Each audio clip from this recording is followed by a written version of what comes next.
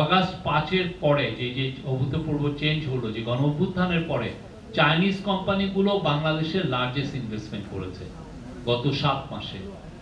Already China জানিয়েছে তারা বাংলাদেশে একটা জেনারেল হসপিটাল করে দিবে, কিন্তু প্রফেসর ইউনূস চাচ্ছেন যে চাইনিজ যারা হসপিটাল চেইন তারা খুব নামকরা এবং খুব ভালো তাদের হেলথ কেয়ার ফ্যাসিলিটি, তো তারা যেন বাংলাদেশে এসে এই বিজনেস অপরচুনিটি গুলো এক্সপ্লোর করে এবং বাংলাদেশের সাথে জয়েন্ট ভেঞ্চারে যাতে হসপিটাল দেয়।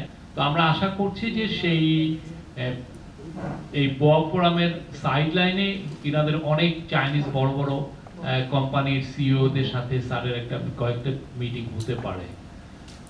আর এটা স্যারের এই চায়নার সফরটা হবে হচ্ছে এটা প্রথম ওনার বায়োলেটারাল সফর।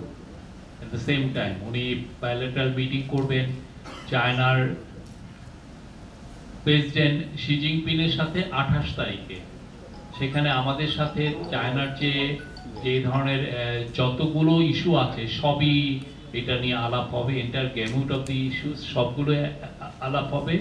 এবং তার মধ্যেও আমরা বলতে পারি যে স্যার যেটা বলেছেন যে মূল ফোকাসটা হবে যে চায়নার কাছে চাইনিজ বড় সিইওদের সাথে মিশা, চায়নার সাথে মানে বাংলাদেশকে ইন্ডাস্ট্রিয়ালাইজেশনের জন্য, বাংলাদেশে ম্যানুফ্যাকচারিং এর জন্য একটা বড় হাব তৈরি করার জন্য চায়নার সাথে সেই ধরনের আমরা একটা আমাদের সম্পর্কটা একটা নতুন উচ্চতায় নিতে চাই, এটা একটা। এবং চাইনিজ অ্যাম্বাসেডর বলেছেন যে এটা হবে যে this is the most important visit like by Bangladeshi leader in 50 years. যেমন এবছর বাংলাদেশ এবং চায়না তাদের 50 বছর যে রিলেশনশিপ তারা সেটা সেলিব্রেট করছে, তো এটা হবে মোস্ট ইম্পর্টেন্ট ভিজিট তারা মনে করছে। তো এইখানে আমাদের তরফ থেকে ইন্টারিম গভর্নমেন্টের তরফ থেকে ফোকাসটা থাকবে যে চাইনিজ কোম্পানিগুলো যাতে বাংলাদেশে এসে তাদের ফ্যাক্টরিগুলোকে রিলোকেট করে। এটা নিয়ে প্রফেসর ইউনূস যখন ইউনাইটেড নেশনের জেনারেল অ্যাসেম্বলিতে উনি গিয়েছিলেন, সেখানে সাইডলাইনে চাইনিজ ফরেন মিনিস্টারের সাথে কথা হয়েছিল। সেখানে কিন্তু উনি সুস্পষ্টভাবে তাকে বলেছিলেন যে চাইনিজ যারা সোলার কোম্পানি তারা যেন বাংলাদেশে ইনভেস্ট করে, কারণ Chinese solar company global trade প্রোটেকশনের কারণে অনেক ক্ষেত্রে তারা বাধাগ্রস্ত হচ্ছে। কিন্তু আমাদের তরফ থেকে আমাদের এখান থেকে যদি এক্সপোর্টটা করে তাহলে সেই ধরনের কোনো প্রোটেকশন নিস্ট কোনো ট্যারিফ তার উপর ইম্পোজ হবে না। তো সেই জন্য তাদের স্যারের ইনভাইটেশনে সাড়া দিয়ে দুইটা কোম্পানি অলরেডি কয়েকটা কোম্পানি আসছিলেন, তার মধ্যে দুটো কোম্পানি তারা বাংলাদেশে তাদের অফিস সেট আপ করবেন এবং খুব দ্রুত তারা ইভেন ম্যানুফ্যাকচারিং প্ল্যান্টও করবেন। তার মধ্যে একটা আছে হলো লংগি, LONGI। লংগি হচ্ছে ওয়ার্ল্ডের largest solar panel manufacturing company. সেটা ওয়ার্ল্ডে যত সোলার প্যানেল তৈরি হয় তার 70% ওরা ম্যানুফ্যাকচার করে। তো বাংলাদেশে এটা আসা মানে হচ্ছে বাংলাদেশে সোলার প্যানেলে আমরা বলতে পারি যে একটা আমাদের এই সেক্টরে আমরা আবার একটা বড় একটা প্রচুর জব তৈরি হবে এবং আমরা একটা এক্সপোর্ট পাওয়ার হিসেবে আবির্ভূত হওয়ার সম্ভাবনা আছে। আর চায়নাতে সফরে স্যার পিকিং ইউনিভার্সিটিতে একটা বক্তব্য রাখবেন স্টুডেন্টদের জন্য। এবং পিকিং ইউনিভার্সিটি আপনি জানেন, পিকিং ইউনিভার্সিটি চায়নার খুবই নামকরা একটা ইউনিভার্সিটি, গ্লোবাল র্যাঙ্কিং এ ওইটা প্রায় টপ 10 এর মধ্যে থাকে। তো এই Peking university at the same time স্যারকে একটা অনারারি ডক্টরেট অনারে ভূষিত করবেন। এছাড়া উনি হাইটেক পার্কে যাবেন, ওদের চাইনিজদের যারা হাইটেক পার্ক ওরা কিভাবে, আপনি জানেন চায়না হ্যাজ এমার্জ অ্যাজ ওয়ার্ল্ডের খুবই অনেকে বলেন যে নাম্বার 1 হাইটেক কান্ট্রি হিসাবে এমার্জ করেছে।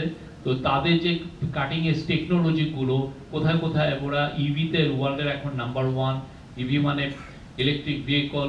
তারপরে হচ্ছে সোলার প্যানেলে ওরা নাম্বার 1। ওরা আপনারা দেখেন চিপ টেকনোলজিতে ওরা খুব সেমিকন্ডাক্টরে ওরা খুব এগিয়ে গিয়েছে। তো এগুলো হাইটেক পার্কে উনি একটু ভিজিট করবেন।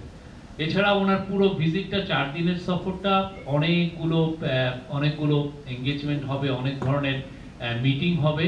আমরা আপনাদেরকে সামনের এই যে 26 তারিখের আগ পর্যন্ত আমরা আরো দুই একটা প্রেস কনফারেন্সে আপনাদেরকে আমরা হাইলাইট করব।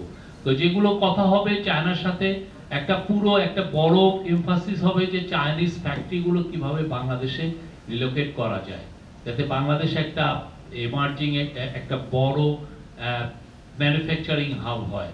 আমরা ম্যানুফ্যাকচারিং এ একটা বিপ্লব ঘটাতে চাই ইন্টারিম গভর্নমেন্ট, এবং এটার আলোকে দেখেন চিটাগাং পোর্টকে আমরা ইন্টারিম গভর্নমেন্টের ফোকাসটা চিটাগাং পোর্টের এফিসিয়েন্সি কত দ্রুত বাড়ানো যায়। চিটাগাং পোর্টের এফিসিয়েন্সির উপরে অনেকটাই নির্ভর করছে বাংলাদেশের এই এক্সপোর্টের এফিসিয়েন্সি, মানে কতটা বেটার হবে। তো যদি চিটাগাং পোর্টের এফিসিয়েন্সি খুব ভালো হয়, অনেক বড় বড় কোম্পানি বাংলাদেশে আসবে। তো সে আলোকে চাইনিজ কোম্পানিগুলোকে, তারা এখন গ্লোবাল লিডার অনেক ক্ষেত্রে, তাদেরকে আহ্বান করা হবে যাতে বাংলাদেশে ইনভেস্ট করে। আর একটা জিনিস আজকে চাইনিজ অ্যাম্বাসেডর বলেছেন যে অগাস্ট 5-এর পরে যে অভূতপূর্ব চেঞ্জ হলো, যে গণ অভ্যুত্থানের পরে চাইনিজ কোম্পানিগুলো বাংলাদেশের লার্জেস্ট ইনভেস্টমেন্ট করেছে গত 7 মাসে। এটা ম্যাসিভ, এবং ওরা আরো ইনভেস্টমেন্ট করতে আসছে, এবং আমরা মনে করি যে এই ভিজিটের পরে প্রচুর চাইনিজ কোম্পানি বাংলাদেশে আরো আসবে তাদের ভিজিট করতে।